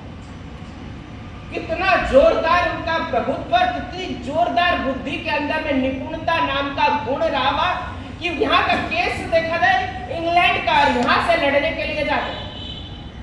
एक हस्बैंड वाइफ का केस था, हस्बैंड का मर्डर कर लिया था, वाइफ के पास में सब कुछ था कि इसी ने मर्डर किया है, सब कुछ किया है, इसी ने मर्डर किया है, लेकिन वो मर्डर करने वाला इतना पैसे वाला था कि वहां पर उसने सब चीज को सबको खरीद लिया, वकील को खरीद लिया, सबको खरीद लिया। लेकिन वो लेडी को किसी ने सजेस्ट किया, अगर तुमको ये केस जीतना है तो इंडिया से मोतीलाल नेहरू को बुला, इंडिया से मोतीलाल नेहरू को बुला, और मोतीलाल नेहरू आएंगे तो निश्चित तौर पर 100% ये केस जीत जाए। बुलाया गया, खर्चा करके बुलाया गया। उस जमाने की बात है, जवाहरलाल नेहरू को कितने साल हो गए, उसके पहले के साल की मतलब कम से कम आज से 100 साल, भारत को आज़ाद हुए 75 साल हुए, उससे पहले की बात है 25 साल पहले, 30 साल पहले, मतलब आज से 100 साल पहले की बात है। इंडिया से मोतीलाल नेहरू गए, और मोतीलाल नेहरू गए और कहने के बाद में गए, जहाँ पहुँचे और पहुँचने के बाद के अंतर्गत उन्होंने कहा मुझे एक सेपरेट रूम चाहिए, मुझे एक सेपरेट रूम चाहिएगा, मेरे को केस को स्टडी करने के लिए, स्टडी के बाद के अंतर्गत में उसको चिंतन और मनन करने के लिए मेरे को एक स्पेशल रूम चाहिएगा, वो रूम की व्यवस्था होनी चाहिए। तो क्या हाँ, बड़ा बंगला है, इसलिए कोई चिंता नहीं, वहां पर एक सेपरेट रूम दे दिया गया। और रूम देने के बाद में पूरी केस की फाइल की स्टडी करने के बाद के अंदर में कोर्ट में जाने का समय हुआ, और दो बार की सुनवाई के अंदर में जज ने फैसला देने को तैयार ही हो गया था कि मोतीलाल नेहरू केस हार गए। मोतीलाल नेहरू केस हार गए। इंग्लैंड की पब्लिकों ने कहा, बहन को कहा तुम्हारा भी माथा फूट गया, जो इंग्लैंड से देखा जाए, इंग्लैंड के इतने अच्छे अच्छे वकील को छोड़ करके और आपने इंडिया से वकील को बुलाया, और ये तो मूर्ख निकले, ये तो महामूर्ख निकले, महामूर्ख निकले। कैसे किया? अब यहाँ पर जजमेंट देना है, और उन्होंने मोतीलाल नेहरू ने जज से रिक्वेस्ट किया, साहब जज को कहा कि आप जजमेंट देने से पहले 2 मिनट मुझे दीजिए, 2 मिनट मुझे दीजिए। और वहाँ पर वो मुजरिम के सामने खड़े हो गए, आपने बहुत अच्छा काम किया, बहुत अच्छा काम किया, गलत काम करके भी छूट गए। उनको इमोशनली ब्लैकमेल करना, इमोशनली ब्लैकमेल करके कि आपने कितना अच्छा काम किया, कितना अच्छा काम किया, आप गलत काम करके भी छूट गए। विचार कीजिए कितना अच्छा आपने काम किया, लेकिन मेरी एक हिदायत है, मेरा एक सजेशन है, बार बार ये काम नहीं करना। तो कौन बेवकूफ बार बार करेगा ये काम? उसके मुख से निकल गया, मतलब एक बार आपने किया है, मतलब समझ लीजिए एक बार आपने किया, केस रीओपन हुआ, रीओपन के अंदर में उसको सजा हो गई बेचारे। ये क्या है? तो कहते मोतीलाल नेहरू की निपुणता। तो हमारे भी वणिक कौम जो है वो निपुणता से काम लेती है, वो होहा के अंदर में नहीं जाती है, निपुणता से काम करती है। और निपुणता एक गुण है, निपुणता एक गुण है। आप बुद्धि को किस प्रकार से भी कस सकते हैं। विचार कीजिए, यहाँ वायर्स लगाते हैं ना, दांत आगे न आ जाए तो वायर्स लगाते हैं, वायर्स को हर 20वें दिन 25वें दिन टाइट करना पड़ता है, यहाँ से टाइट करना पड़ता है। जिस दिन टाइट करते हैं ना, डेंचर भी दुखता है, यहाँ पर भी दुखता है, माथा भी दुखता है, सब कुछ दिखता है। तो ये निपुणता को कसने से ना सब दुखेगा, दिमाग भी दुखेगा, सामने वाले का भी दुखेगा, अपना भी दुखेगा, सब कुछ दुखेगा। अब दुख को अपने दुखता है तो सहन करना पड़ता है कि नहीं पड़ता है? वहाँ पर दुखता है। विचार कीजिए, वो बच्चों को एक दिन खाना नहीं पाता है, एकदम मम्मी जो है खिचड़ी खिलाती है, दलिया खिलाती है, छेना का संदेश एकदम नरम नरम उपमा खिलाती है, एकदम अच्छा से फिर जाए, क्योंकि माथा दुखता है, उसके अंदर में दिन भर सोएगा, पढ़ाई भी नहीं करेगा, सब कुछ करेगा, लेकिन वीडियो गेम जरूर थोड़ा खेल लेगा एंटरटेनमेंट के लिए, लेकिन पढ़ाई नहीं होगा, वीडियो गेम जरूर खेल लेगा। तो उसके बाद के अंदर सब कुछ की व्यवस्था की जाती है कि बच्चे को तकलीफ हो रही है, क्योंकि स्क्रू को कसा है, तो दिमाग के नस को अगर निपुणता के नाम से कसिएगा ना तो दर्द तो होगा ही। तो यहाँ पर हुआ निपुणता। अब निपुणता के अंदर में हमने अपने जिन शासन के अंदर में, अकबर के शासन काल में भी एक निपुण बुद्धि वाले थे, बीरबल, जब्बर बुद्धि वाले। भगवान ने एकदम स्पेशल टाइम में उनको घड़ा है, एकदम अच्छे टाइम में, और फुर्सत से, भगवान भी फुर्सत थे, फ्री थे, कोई झगड़ा वगड़ा नहीं था, कोई टंटा नहीं था। हम लोग ऐसे ही मजाक करते, स्कूल लाइफ के अंदर में पढ़ते थे ना, पढ़ते थे, हे भगवान एग्जामिनर जब चेक करे, कॉपी चेक करके उसका मूड अच्छा होना चाहिए, उसकी चाय अच्छी होनी चाहिए, धर्मपत्नी से झगड़ा नहीं होना चाहिए, अगर हो गया तो मेरा पेपर खराब हो जाएगा। बेचारे कितना सबको प्रार्थना पेपर का नहीं कि गलत पेपर लिखा उसकी प्रार्थना नहीं, पेपर एग्जामिनर चेक करे तो उसका मूड अच्छा होना चाहिए। रोज भगवान से वही प्रार्थना कि जब पेपर गलत था, मेरी दादी कहती कि पेपर गलत दिखा उसकी चिंता नहीं है, बस पेपर चेक होने वाला का मूड अच्छा होना चाहिए। सही बात है कि नहीं? सीए के अंदर में भी वही होता है, अच्छा लिखने के बाद में भी अगर पेपर खराब आ जाता है, रिजल्ट खराब आता है तो किसकी गलती होती है? तो कहते हैं एग्जामिनर की गलती। मैंने कहा इसीलिए ना प्रार्थना भगवान से ये करो कि एग्जामिनर का मूड अच्छा हो, एग्जामिनर की बैटरी अच्छी हो, एग्जामिनर का वाइफ के साथ में झगड़ा झंझट नहीं हो, एग्जामिनर का बच्चों के साथ में कुछ माथाकूट नहीं हो, तभी आपका पेपर अच्छा से चेक होगा, नहीं तो नहीं होगा। तो विचार कीजिए, तो यहाँ पर आता है अकबर बादशाह को उनके मौलवियों ने निवेदन किया कि आप भी काफर की सोबत में रह करके आप भी काफर हो, क्योंकि बीरबल की सोबत बहुत लेते थे। अकबर कोई भी सजेशन लेता तो बीरबल की लेता, बीरबल क्योंकि आप भी काफर की सजेशन ले लेकर के आप भी काफर हो गए, आपकी बुद्धि भी काफर हो गई। तो अकबर ने कहा कि ठीक है, परीक्षण कर लेते हैं, परीक्षण कर लेते। भाई आपको डर लग रहा है, आपको लग रहा है कि मैं काफर की सोबत में आ गया हूं, तो अपने परीक्षा कर लेते, एग्जामिनेशन कर लेते। वहां पर बीरबल को भी बुलाया, मौलवियों को भी बुलाया, बीरबल को बोला और वहां पर दोनों का एग्जामिनेशन के लिए क्या कि अकबर ने एक सवाल पूछा, ऐसी कौन सी सजा है जो मैं दे सकता हूं लेकिन खुदा नहीं दे सकता? ऐसी कौन सी सजा मैं दे सकता हूँ, खुदा नहीं दे सकता? मौलवियों ने कहा नहीं, देखो काफर के साथ रह करके बुद्धि भी काफर हो गई, खुदा से कंपेयर करने के लिए बोलने का तो सबको ऑल राइट रिजर्व होता है, बोलने में तो कोई पैसा तो नहीं लगता ना, मारने में पैसा लगता है या मारने में हाथ पकड़ लेंगे, बोलने में तो पैसा तो कुछ नहीं लगता है। अब वहां पर देखा जाए, अकबर ने कहा कि कौन सा ऐसा काम है जो मैं कर सकता हूँ, ऐसे बोलता है, मैं कर सकता हूँ लेकिन खुदा नहीं कर सकता। अब मौलवियों ने विचार किया, हमको तो 1 महीने का समय चाहिए, 1 महीने का समय कितने दिया, चलो 1 महीने का समय दिया। 1 महीने के अंदर में पूरी पैनल बैठी, ऑफिस के अंदर में पैनल बैठी, वहां पर यमुना के किनारे के अंदर में पैनल बैठी, ठंडी ठंडी हवा खाती है। अभी अब कोई भी डिसीजन होता है एसी में डिसीजन लिया जाता है कि विदाउट एसी में डिसीजन लिया जाता है, क्योंकि डिसीजन गर्म होता है तो ठंडा चाहिए, डिसीजन गर्म होता है तो ठंडा चाहिए। अगर डिसीजन गर्म हो तो गर्म भी होगा, तो भट्टी के पास में आप कोई डिसीजन लीजिए तो क्या होगा?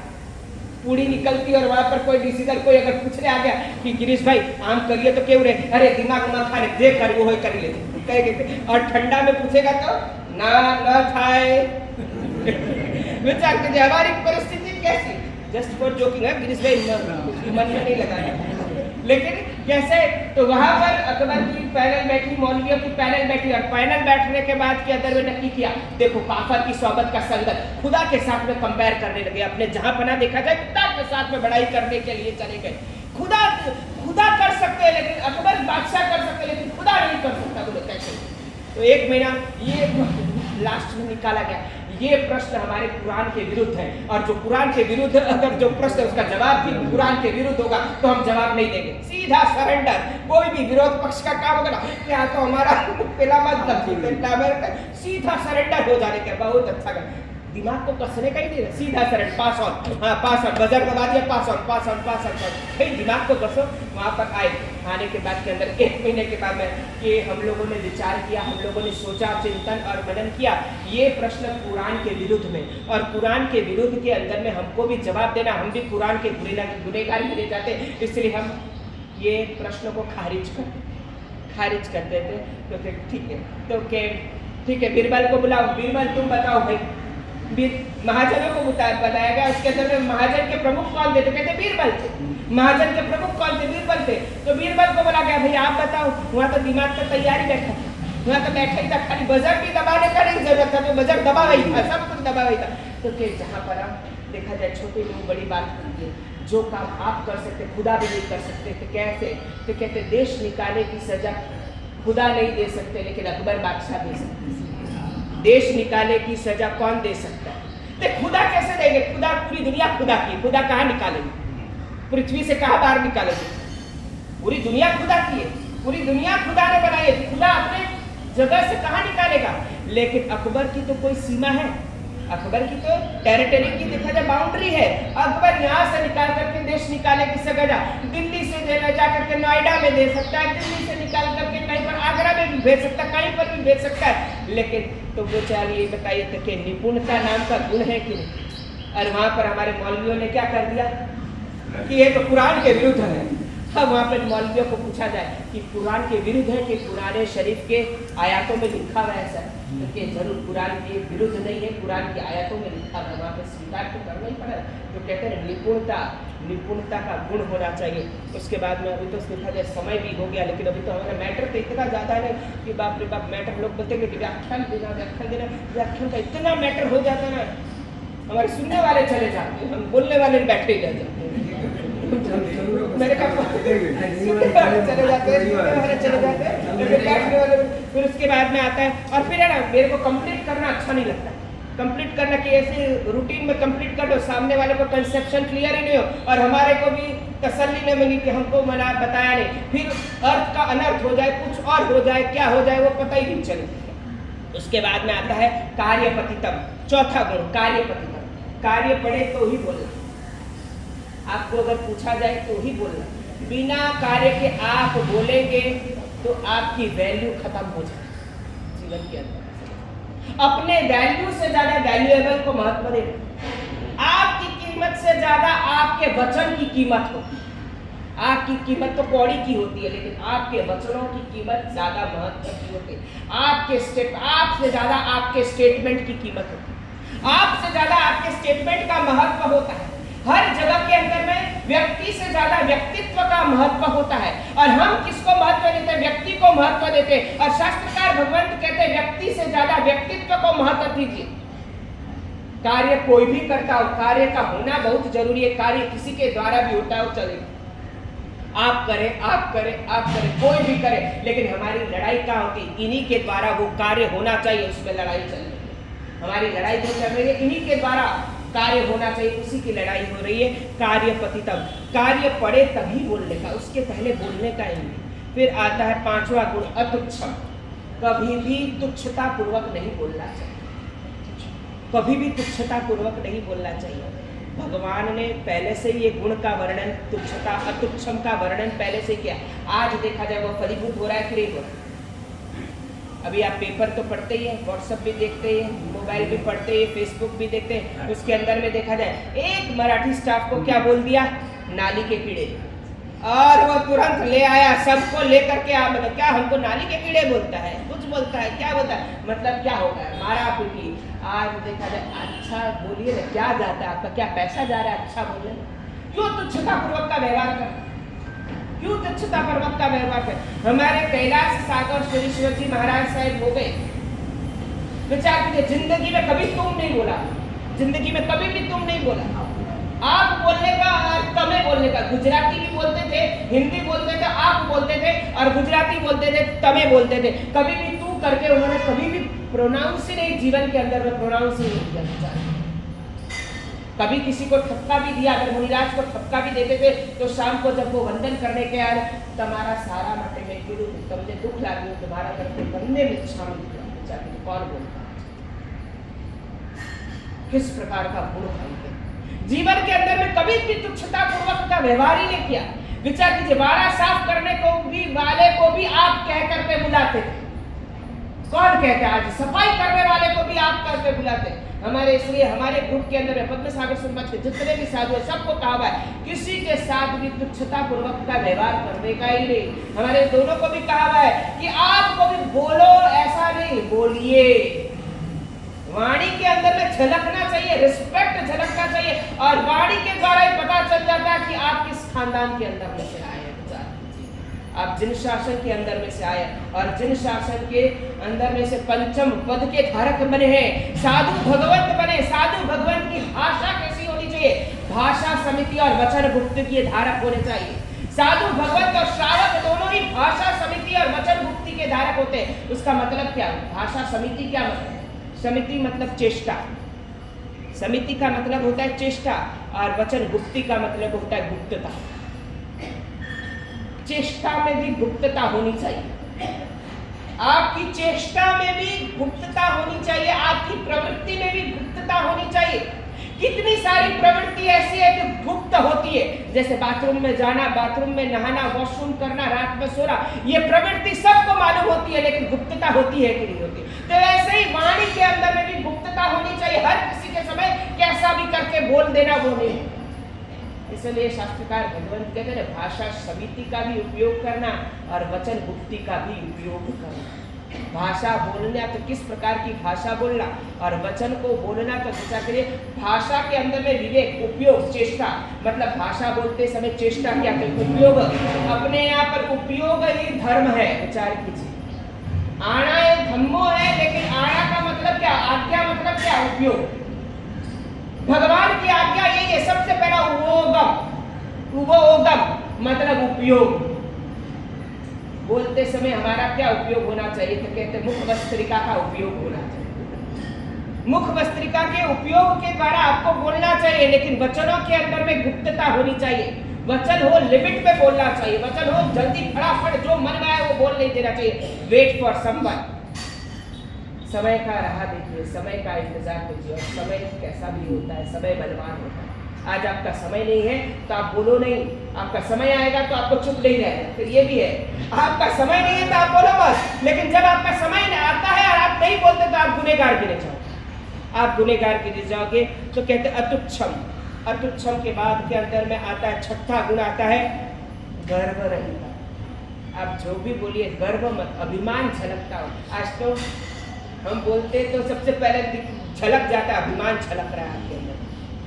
आप नहीं बोल रहे, आपका अभिमान बोल रहा है। बोलते हैं ना, लक्ष्मी चंद सेठ को मारा नमस्कार के दो। एक व्यक्ति को बोला गया कि लक्ष्मी चंद सेठ को मेरा नमस्कार बोलना। ठीक है, वो लक्ष्मी चंद सेठ को खुद ही थे कि मैं बोल दूंगा, घर जाकर के बोल दूंगा। तो कहते हैं आप स्वयं लक्ष्मी चंद सेठ है, मैं लक्ष्मी चंद सेठ नहीं हूँ। मैं, मेरे माँ बाप ने मेरा नाम क्या दिया है, लक्ष्मी चंद, और सेठ को आपने लगाया, तो सेठ को मैं बोल दूंगा। वो सेठ घर पे रहते हैं, बाहर घूमते हैं। सेठ जो है वो बाहर रहते हैं, मतलब विचार कीजिए गर्व रहता। हमारे के अंदर का अभिमान नहीं होना चाहिए। और अभिमान सबसे पहले कहाँ झलकता है, एटीट्यूड में। एटीट्यूड में सब झलकता है। आपका बॉडी लैंग्वेज बता जाता है कि हाँ मान आ गया है, बॉडी लैंग्वेज आपकी बता देती है।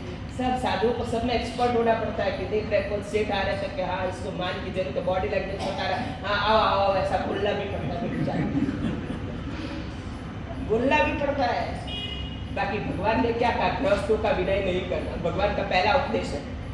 भगवान ने जब दीक्षा ग्रहण की, दीक्षा ग्रहण करने के बाद पहली रात्रि व्यतीत होने के बाद दूसरी रात्रि के दिन, दूसरे दिन के अंदर में 10 अभिग्रह धारण किए थे। और 10 अभिग्रह के अंदर में पहला अभिग्रह था, श्रावकों का विनय नहीं करूंगा।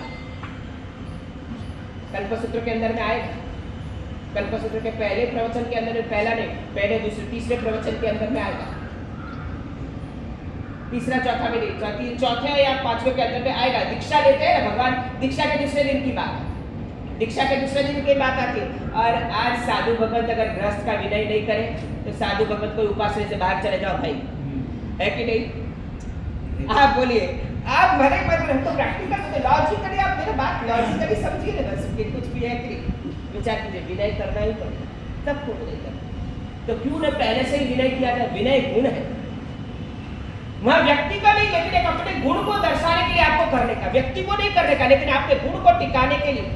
बहुत सारी बातें होती है, अपने स्वास्थ्य को टिकाने के लिए आप भोजन करते कि नहीं करते। स्वास्थ्य के अनुकूल के अंदर में आपको डायबिटीज की बीमारी है तो आप शुगर नहीं लेते, आप किसके लिए नहीं लेते? तो स्वास्थ्य के लिए नहीं लेते। आप नमक नहीं लेते तो किसके लिए नहीं लेते? तो स्वास्थ्य के लिए। तो गुण को टिकाने के लिए भी आपको विनय करना पड़ेगा। वहां पर व्यक्ति का विनय नहीं, व्यक्तित्व का विनय, आपके गुण के विकास के लिए, आपके गुणों को टिकाने के लिए आपको विनय करना, ताकि और कुछ नहीं, और वहां पर करना ही पड़ेगा। तो गर्व रहिता, आपका गर्व नहीं होना चाहिए, कि अभिमान नहीं होना चाहिए। आई एम समथिंग, कि मैं नहीं रहूं तो नहीं होगा, मैं रहूं तो ही अच्छा होगा, मेरे रहने से ही सब कुछ अच्छा होगा। ये सब आपकी भ्रमणा है, इमेजिनेशन है, और ये गलत इमेजिनेशन है। इसके ऊपर में संसार कभी भी गलत इमेजिनेशन को प्रमोट नहीं करता है, और जिन शासन कभी भी गलत इमेजिनेशन को वो प्रमोट नहीं करता है। ठीक है, उस समय उनके भक्त वर्ग जाता है, उस समय सब कुछ जाता है, सब कुछ जाता है, कब तक जाता है और कहाँ तक जाता है, कब तक और कहाँ तक वह रियलाइज हो जाता है, तो आप आदमी खुद नीचे बैठ जाते हैं। और संसार के अंदर में रियलाइज करना बहुत जरूरी है। संसार जब तक आप रियलाइज नहीं करते, संसार के अंदर में जो भी चीज हो रही है उसको आप जब तक रियलाइज नहीं करते तब तक वो काम आपको नहीं देता, विचार कीजिए, आपको महत्व नहीं देता। गर्व रहित, गर्व नहीं होना चाहिए, अभिमान नहीं होना चाहिए। मैं कहता हूं ऐसा होना ही नहीं चाहिए। हूं करूं छू, यही सबसे बड़ी अज्ञानता है। हूं करूं छू, ये सबसे बड़ी अज्ञानता है।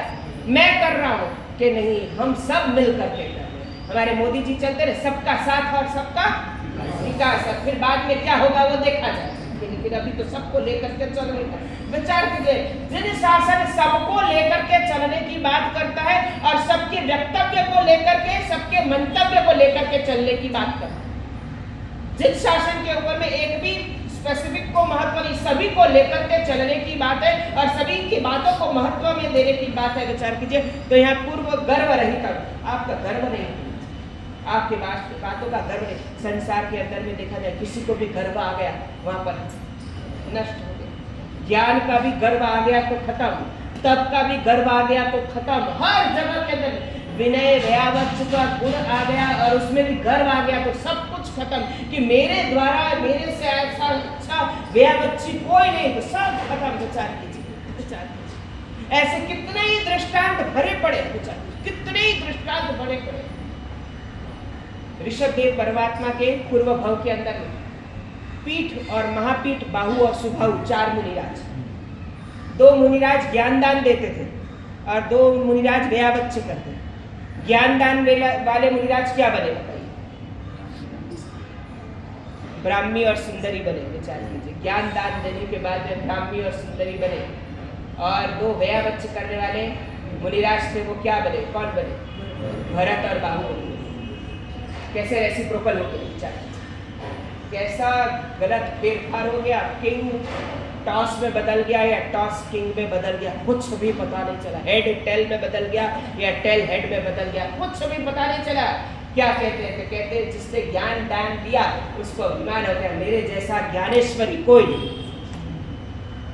ये जरा सा अभिमान, सामान्य अभिमान, देखा जाए इतना बड़ा अभिमान भी नहीं, लेकिन ये अभिमान के बाद के अंतर्गत में वो अभिमान में ही रचे बचे रहे।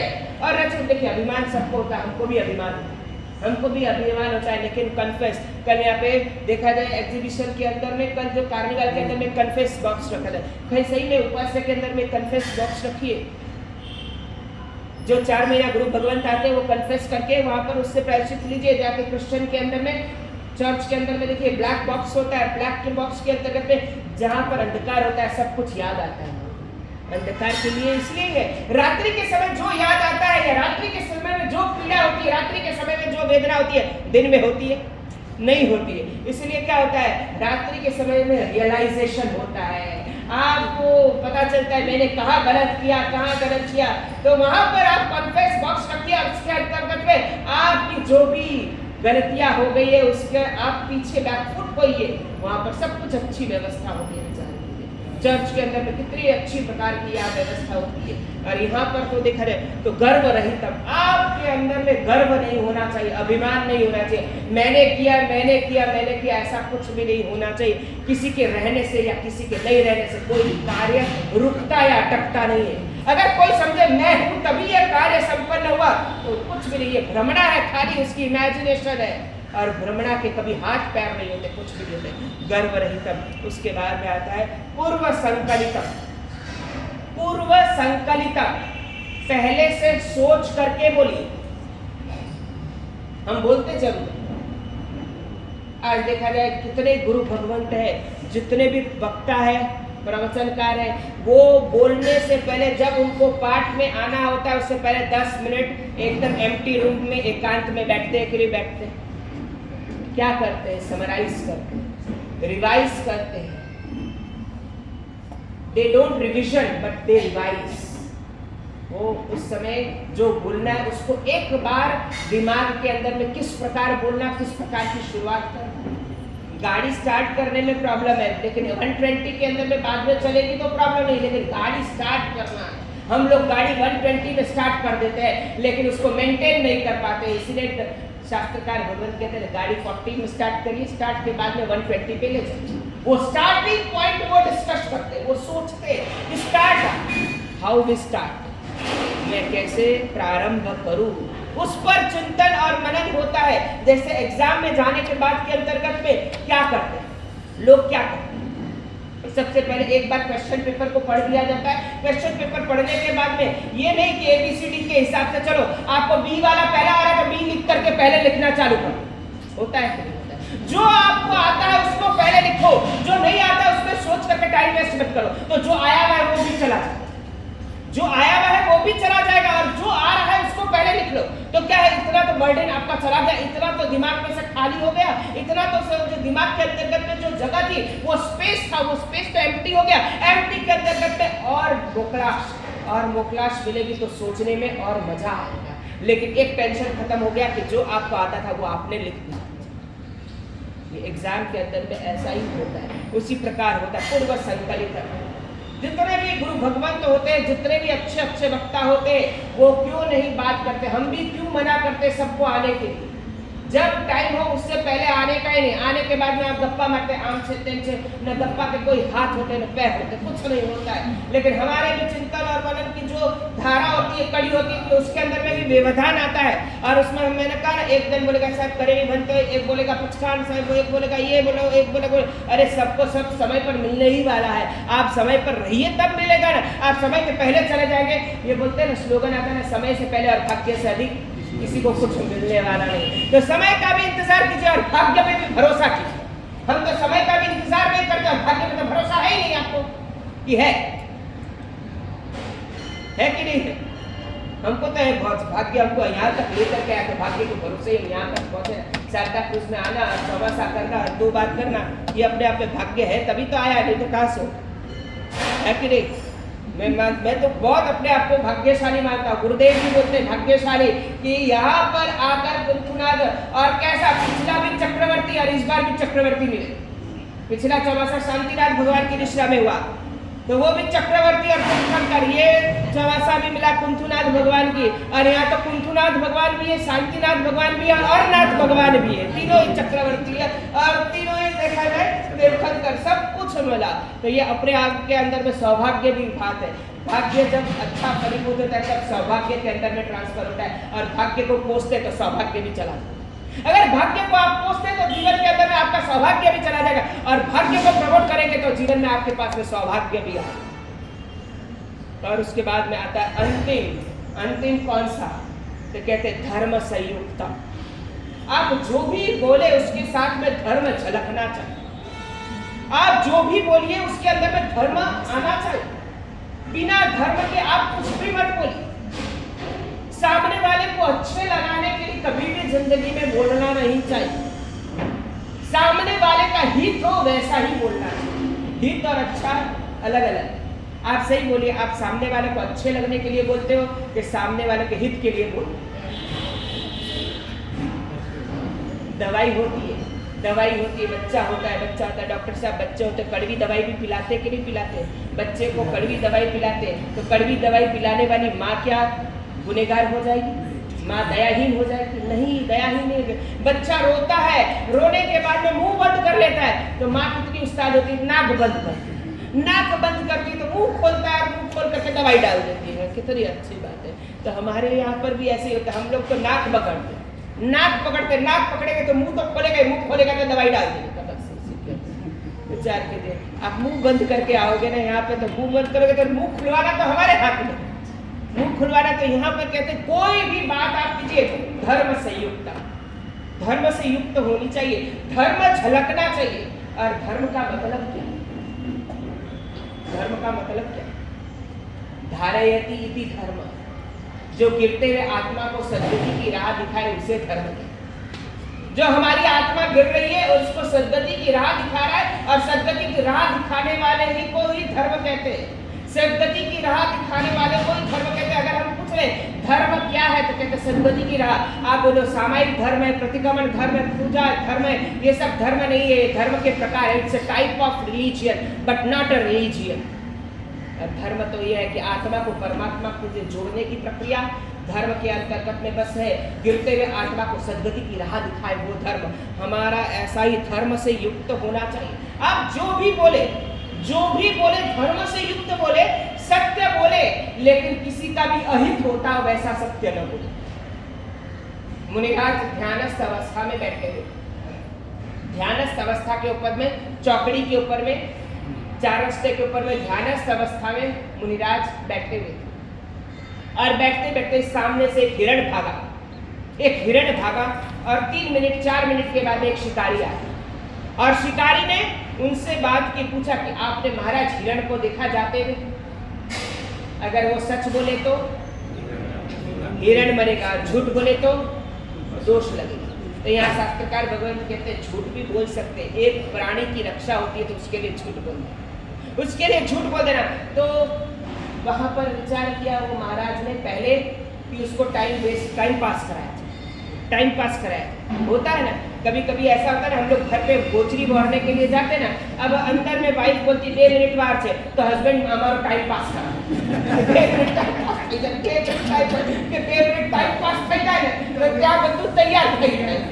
सब हंसी की बात है, थोड़ा एंटरटेन तो चाहिएगा ना, तो बाकी तो फिर क्या है, सब हंसी तो थोड़ा तो करना, क्योंकि आप सीरियस मोड पे चले गए थे, सबके दांत दिखने चाहिए ना कि हाँ टूथपेस्ट किया है, ऐसा पता चलना चाहिए, लेकिन पता चलना चाहिए। तो वहाँ पर ऐसा ही हुआ, तो के हस्बैंड एंड वाइफ थोड़ा कुछ होता हो 2 मिनट, तो हमें ऐसा लगता है तो कि साइड में क्या 2 मिनट, जैसे हम लोग आसाम और सूरत में गए ना, तो कि वहाँ पे ऐसा ट्रेंड रहता है कि सेवा करा, सेवा का मतलब गप्पा करा, गप्पा कोई बोल नहीं सकते, सेवा तो हम बोलते गप्पा कराने का, तो कहने बाबू सेवा करा दो, तो हम लोग से सब फैमिलियर हो गए, 13-15 स्थानक वासी और वो सब फैमिलियर हो गए इस बाइक पे, तो क्या हमारा साहब आप जो समझो वो करा देते, क्योंकि 2 मिनट वहाँ पे देरी है, इसलिए आपको यहाँ पर रुकाया है, स्टॉपेज कर दिया, क्योंकि आगे ट्रैफिक नहीं जा सकता, इसलिए आपको यहीं पे स्टॉपेज कर दिया गया।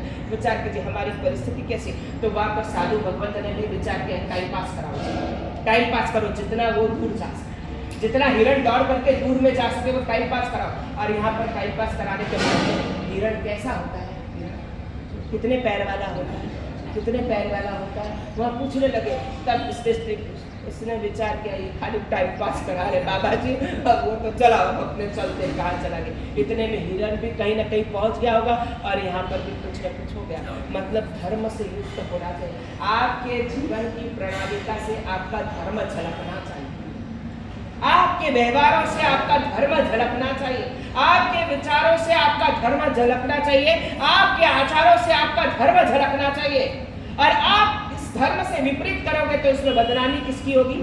धर्म की बदनामी होगी। आपकी बदनामी नहीं होगी, धर्म की बदनामी होगी। और धर्म की बदनामी का सेहरा, धर्म की बदनामी का पगड़ी अपने माथे पर नहीं लेने का, धर्म की बदनामी की पगड़ी, अपने धर्म की बदनामी का सेहरा अपने माथे पर नहीं लेने का, इस पर अपना चिंतन और मनन चलता रहेगा। पहला गुण कौन सा, वापस रिवाइज करा दे आपको, फिर नहीं तो भूल जाएंगे। पहला गुण कौन सा? स्टोकम का मतलब कम बोलना। आज से नियम पालन, कौन दोनों में से कौन कम बोलेगा? एक बोलेंगे तो दूसरा जवाब नहीं देने का, दूसरा बोलेगा तो पहला जवाब नहीं देने का, ये नियम रखने का। तो स्टोकम, उसके बाद में मतलब जो भी बोलिए मीठा बोलिए, अच्छा बोलिए, मीठा बोलिए। मीठा मधुर ने मीठा मेहुला रे लो, एथी मीठी मोरी मात, जननी नी जोड़ विचार कीजिए, माँ